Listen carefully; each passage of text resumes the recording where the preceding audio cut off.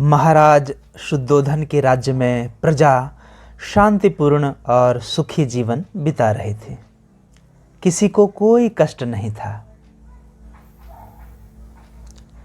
महाराज शुद्धोधन महल में बैठे हुए थे। तभी वहां राजकुमार सिद्धार्थ आते हैं। पिताजी, मैं बगीचे में खेलने जाना चाहता हूं। पिताजी ने कहा, ठीक है, जाओ।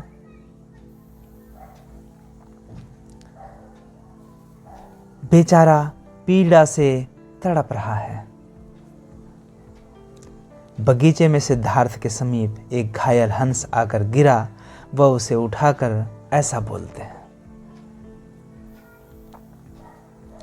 उसी समय हंस को छीनने के लिए उसका चचेरा भाई देवदत्त दौड़ कर आता है। देवदत्त ने कहा, हंस मेरा है, मुझे दो। सिद्धार्थ ने कहा, तुम्हारा हंस? कैसे? देवदत्त ने कहा, मैंने इसे मारा है। सिद्धार्थ ने जवाब दिया, तुमने हंस को मारा है, परंतु मैंने इसे बचाया है, इसलिए हंस मेरा है, मैं इसे नहीं दूंगा। देवदत्त ने कहा, चलो राजा के पास इसका फैसला कराएं। सिद्धार्थ ने कहा, ठीक है, चलो। दोनों राजा के पास फैसला कराने के लिए पहुंचे। राजा ने कहा, हंस को नीचे छोड़ दिया जाए। हंस जिसका होगा उसी के पास जाएगा, यही मेरा फैसला है। हंस को नीचे छोड़ दिया गया।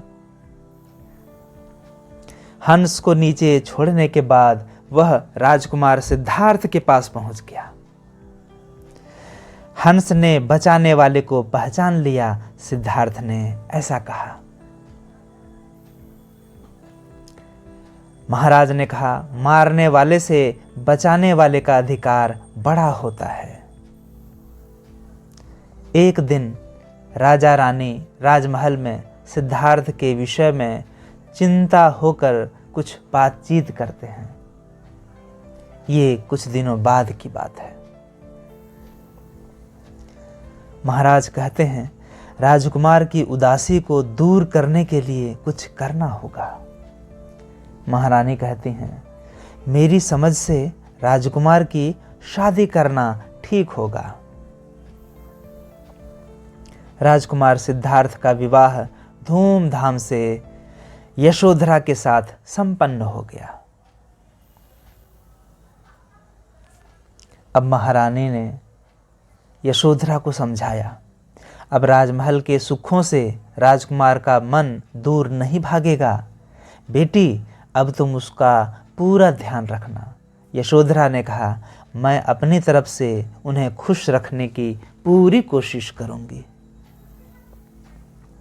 एक दिन राजकुमार सैर सपाटे पर रथ के साथ निकले। राजकुमार ने कहा, सारथी, यह आदमी डंडे के सहारे क्यों चल रहा है? दरअसल एक बूढ़े व्यक्ति को राजकुमार सिद्धार्थ ने देख लिया, लाठी के साथ जर्जर अवस्था में चलते हुए। तो सारथी ने जवाब दिया, यह बुढ़ापे में कमज़ोर हो गया है और बिना सहारे के नहीं चल सकता। थोड़ी दूर जाने के बाद आगे जाने पर उन्होंने देखा और पूछा, एक बीमार आदमी को, बगल में लाठी रखी हुई है, घायल अवस्था में है, बीमार है। सिद्धार्थ ने पूछा, यह मनुष्य कराह क्यों रहा है? तो सारथी ने जवाब दिया, ये रोगी है राजकुमार जी, और रोग के कारण बहुत दुखी है। फिर राजकुमार सिद्धार्थ ने देखा एक व्यक्ति को ले जाते हुए बांधकर और सफ़ेद कपड़े से ढककर। तो सिद्धार्थ ने पूछा, ये लोग किसे ले जा रहे हैं? सारथी ने जवाब दिया, ये लोग मरे हुए मनुष्य की अर्थी ले जा रहे हैं। मरने से परिवार वाले बहुत दुखी हैं। अब सिद्धार्थ जो है एकांत में घर आने के बाद मन ही मन सोचते हैं, क्या संसार में दुख ही दुख है? क्या दुखों से छुटकारा पाने का कोई उपाय नहीं है? चिंतित अवस्था में राजकुमार को दासी सूचना देती है, राजकुमार, आपको पुत्र रत्न प्राप्त हुआ है। सिद्धार्थ ने सोचा, लो, एक बंधन और बढ़ गया। दुखों से छुटकारा पाने का उपाय खोजने के लिए मुझे जल्दी ही राजमहल छोड़ देना चाहिए। सिद्धार्थ ने ऐसा सोचा। राजमहल छोड़ने से पहले पुत्र का मुख तो देख लूं, उन्होंने ऐसा सोचा। लेकिन फिर मन ही मन कहा, नहीं नहीं। जब यशोधरा और उनका पुत्र राहुल सो रहा था तो एक दिन उन दोनों को छोड़ करके वह राजमहल से दूर जाने लगे। राजकुमार सिद्धार्थ घर छोड़कर चल देते हैं।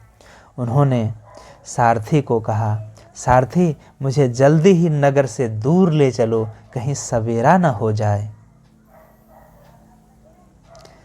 फिर सिद्धार्थ ने अपने कपड़े, वस्त्र, गहने सारे जो हैं उतार कर कहा, सारथी, तुम मेरे सब वस्त्र और आभूषण लेकर रथ को यहाँ से लौटा ले जाओ। और सिद्धार्थ सत्य की खोज में निकल पड़े। आप देख सकते हैं, गया में पीपल वृक्ष के नीचे भूखे प्यासे रहकर सिद्धार्थ तपस्या में लीन हो जाते हैं। उनका शरीर जर्जर हो गया है भूखे प्यासे रहकर। लेकिन फिर उन्होंने सोचा कि भूखे प्यासे रहकर शरीर को कष्ट देने से सच्चे ज्ञान की प्राप्ति नहीं हो सकती है। इसीलिए लोगों से वह भिक्षा वो ग्रहण करने लगे और जो भोजन है वह लोगों से जो भीख मिलते थे उसे वो ग्रहण करने लगे। कठिन तपस्या के पश्चात सिद्धार्थ को सच्चे ज्ञान की प्राप्ति हुई और वे महात्मा बुद्ध कहलाए। ज्ञान का प्रचार प्रसार करने के लिए महात्मा बुद्ध ने जगह जगह उपदेश देना शुरू किया। उन्होंने कहा, संसार दुखों से भरा है। दुखों का कारण हमारी इच्छाएं हैं। इच्छाओं पर काबू रखकर ही हम सच्चा सुख और शांति प्राप्त कर सकते हैं। उनके ढेर सारे शिष्य बन गए। शिष्यों ने पूछा, भगवान, हमें कैसा आचरण करना चाहिए? तो गौतम बुद्ध भगवान बुद्ध ने कहा, महात्मा बुद्ध ने कहा, सच बोलना, चोरी न करना, जीवों को न सताना, नशीली वस्तुओं का सेवन न करना, गलत तरीकों से धन न कमाना आदि बातों का सदैव ध्यान रखना चाहिए। इसी तरह का आचरण हमें करना चाहिए। फिर शिष्यों ने पूछा, क्या कठोर तपस्या करने से ही शांति मिलती है? तो बुद्ध ने कहा, मनुष्य को न तो बहुत अधिक कठोर जीवन व्यतीत करना चाहिए और न ही अधिक सुख सुविधाओं का। इसके बीच का मध्यम मार्ग ही मुक्ति का मार्ग है। फिर आगे उन्होंने कहा, जीवों की बलि देना बंद करो, सभी जीवों पर दया करो, जाति पाति के भेदभाव को समाप्त करो, बुराइयों को अच्छाई से जीतें और किसी से घृणा मत करो। इन बातों का हमेशा ध्यान रखो। अब धीरे धीरे उनके शिष्य शिष्याओं की संख्या बढ़ती जा रही थी और उनका प्रचार प्रसार भी बढ़ रहा था। फिर वो एक बार जंगल की तरफ जाने लगे तो रास्ते में गांव के जंगल से सटे किसी आदमी ने टोका, अरे बाबा, जंगल की तरफ मत जाओ, वहाँ एक खूंखार डाकू रहता है। तो बुद्ध ने कहा, बेटा, ये डाकू कौन है? तो किसान ने कहा, इस डाकू का नाम अंगुलीमाल है। वह लोगों को मारकर उसकी अंगुली काट लेता है और उसकी माला बनाकर पहनता है। महात्मा बुद्ध लोगों के मना करने पर भी डाकू के पास जंगल में चले जाते हैं। तो अंगुलीमाल मिलता है, हाथ में तलवार, गले में अंगुलियों की माला और काला भुजंग जैसा और लंबा चौड़ा। उसने कहा, हे सन्यासी, जाता कहाँ है? तुझे यहाँ आने की हिम्मत कैसे हुई? डर नहीं लगा तुझे? बुद्ध ने बड़ा शांत होकर कहा, मैं तो अपने स्थान पर खड़ा हूं। कहो अंगुलीमाल, तुम क्या कहना चाहते हो? इस तरह की बात सुनकर वह सकपका गया। उसे विश्वास नहीं हुआ कि कोई इंसान मुझसे डर नहीं रहा है, बल्कि हिम्मत करके मुझसे बात कर रहा है इस तरह से। तो उसने देखा, अरे मेरे पैर आगे क्यों नहीं बढ़ रहे हैं? तो बुद्ध ने कहा, अंगुलीमाल, तुम हिंसा और क्रूरता के रास्ते पर चलकर आगे नहीं बढ़ सकते। डाकू अंगुलीमाल महात्मा बुद्ध से प्रभावित होकर उनका शिष्य बन जाता है। दरअसल होता क्या है, बुद्ध ने कहा कि मैं तो ठहर गया, तुम कब ठहरोगे? अंगुलीमाल ने कहा, मैंने समझा नहीं। तो बुद्ध ने कहा कि जाओ, मेरे लिए एक पेड़ से एक पत्ता तोड़ कर लाओ। तो अंगुलीमाल ने जब देखा कि डर नहीं रहा है, हिम्मत से एक सन्यासी, एक मनुष्य मेरे सामने खड़ा है, तो ठीक है, जैसा बोल रहा है थोड़ा करके देखते हैं। एक पत्ता तोड़कर लाया। फिर बुद्ध ने कहा, इस पत्ते को जहां से तोड़ा था फिर वहीं जोड़ दो। अंगुलीमाल ने कहा, मूर्ख हो क्या? ऐसा क्या होता है जिसे एक बार तोड़ दिया वह वहां फिर नहीं लगता है? तभी बुद्ध ने कहा कि जब तुम एक पत्ते को उसके पेड़ से अलग कर देते हो और फिर से वापस नहीं जोड़ सकते, तो फिर मनुष्यों को मारते क्यों हो? जब तुम फिर उसे जिंदा नहीं कर सकते हो, जब तुम उसके फिर प्राण वापस नहीं कर सकते हो, तो तुम ऐसा क्यों करते हो? तो वह झुक गया गौतम बुद्ध के चरणों में और कहा, भगवान, आपकी शरण में आने के बाद मुझे बहुत शांति मिली है। बुद्ध ने कहा, दया और प्रेम मार्ग पर चलकर ही मनुष्य सुख शांति प्राप्त कर सकता है। और इधर डाकू अंगुलीमाल को मारने के लिए राजा ने विशाल सेना भेजा। दरअसल जब राजा को पता चला कि गौतम बुद्ध अंगुलीमाल के जंगल में गए हैं, तो उन्हें डर लगा कि अंगुलीमाल को आज खत्म करना होगा, नहीं तो वह मेरे बेटे के साथ साथ और लोगों को भी मार देगा। तो बुद्ध ने कहा, राजन, आप इतनी बड़ी सेना के साथ कहाँ जा रहे हैं? तो राजा ने कहा, भगवान, इस क्षेत्र में डाकू अंगुलीमाल ने आतंक मचा रखा है, मैं उसे समाप्त करने जा रहा हूँ।